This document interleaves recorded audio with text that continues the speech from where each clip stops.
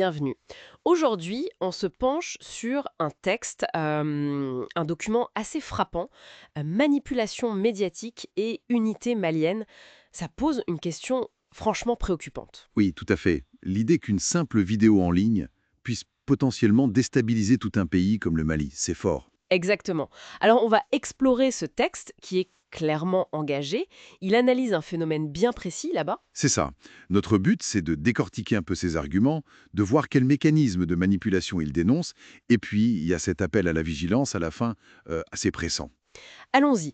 Le texte met en lumière le rôle de plus en plus important de ce qu'il appelle les vidéomans.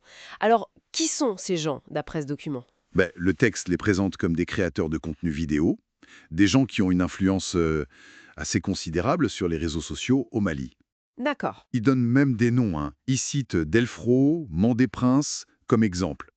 Et l'argument principal, c'est que ces acteurs, bon, ils disent informer, mais en réalité, ils pourraient semer la division, la haine même. Ah oui, c'est une accusation très sérieuse, ça. Donc, le reproche principal, c'est la diffusion de contenus non vérifiés, voire qui mettent le feu aux poudres. Exactement. Le nœud du problème, selon cette source, c'est vraiment ça, la propagation d'infos sans fondement qui finissent par polariser tout le monde. La critique porte sur l'intention derrière tout ça. Qui ne serait pas d'éclairer, mais de diviser. Voilà, c'est ce que le texte avance. Et quelles seraient les motivations alors? Toujours d'après ce texte, qui ne semble pas très tendre avec eux, hein? Non, c'est clair. Le texte suggère assez directement que ce serait surtout la recherche de notoriété perso. Le fameux buzz, la gloire, euh, l'affluence sur les plateformes. Ah d'accord. Ça passerait avant l'intérêt collectif ou même la vérité des faits, quoi. L'idée, c'est un peu une autopromotion, ben, au détriment de la paix sociale. Donc si on suit le raisonnement, cette quête de visibilité passerait avant la responsabilité. Et comment ça se manifesterait concrètement? Cette manipulation, comment elle fonctionnerait? Alors, le document décrit plusieurs techniques. Il parle de mensonges purs et simples, de montages vidéo considérés comme truqués, ou alors des accusations lancées comme ça sans preuve. Hmm. Et il y a une stratégie qui est particulièrement soulignée, c'est l'instrumentalisation des émotions. Jouer sur la peur, la colère, les frustrations des gens, Ah oui, pour obtenir des réactions très vives, plutôt qu'une vraie réflexion. c'est à la fois fascinant et assez inquiétant. Parce que si c'est employé comme ça vise directement nos affects, quoi. Et le texte insiste beaucoup sur les conséquences possibles de tout ça, Absolument. Il part d'une fracture sociale, qui s'aggraverait.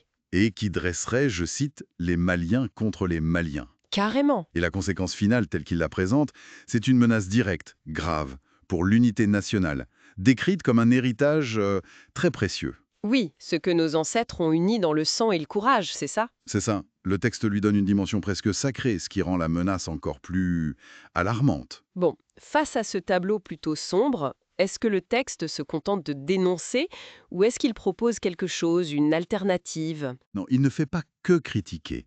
Il met vraiment en face deux attitudes. D'un côté, ce qu'il appelle l'agitation stérile, brûler, insulter, menacer. Bon. Hmm, Et de l'autre, une approche qu'il juge constructive, basée sur la raison, la vérification, comprendre, analyser, dénoncer avec des preuves. C'est vraiment un plaidoyer pour l'esprit critique, contre la réaction impulsive. Et cet appel à la raison, ça mène vers une vision un peu plus large pour la société, j'ai l'impression? Tout à fait. Le texte dit qu'il y a un besoin crucial de figures positives. Il parle de bâtisseurs, de penseurs, de voix sages.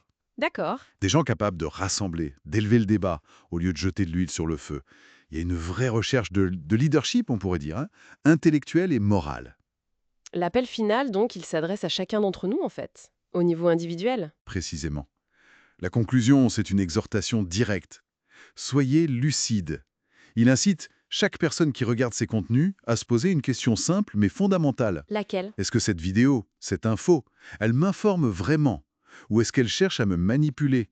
C'est un appel très fort à développer notre propre esprit critique, comme une sorte de rempart collectif. En résumé, ce document, c'est une vraie alerte sur les risques que la désinformation par vidéo fait peser, selon son auteur en tout cas, sur la cohésion sociale au Mali. Un appel à la prise de conscience, à la responsabilité. C'est une excellente synthèse, oui. Et ça nous amène au-delà du camalien à une question plus large pour notre époque, non? Oui, tout à fait. Face à cette multiplication de contenus vidéo, souvent anonymes, pas vérifiés sur toutes les plateformes, quelles habitudes critiques, quelle vigilance on doit développer, individuellement, collectivement. Mmh. Pour naviguer, là-dedans sans se faire avoir, en gros. Voilà, pour ne pas se laisser entraîner par des courants manipulateurs. C'est une vraie question pour tout le monde.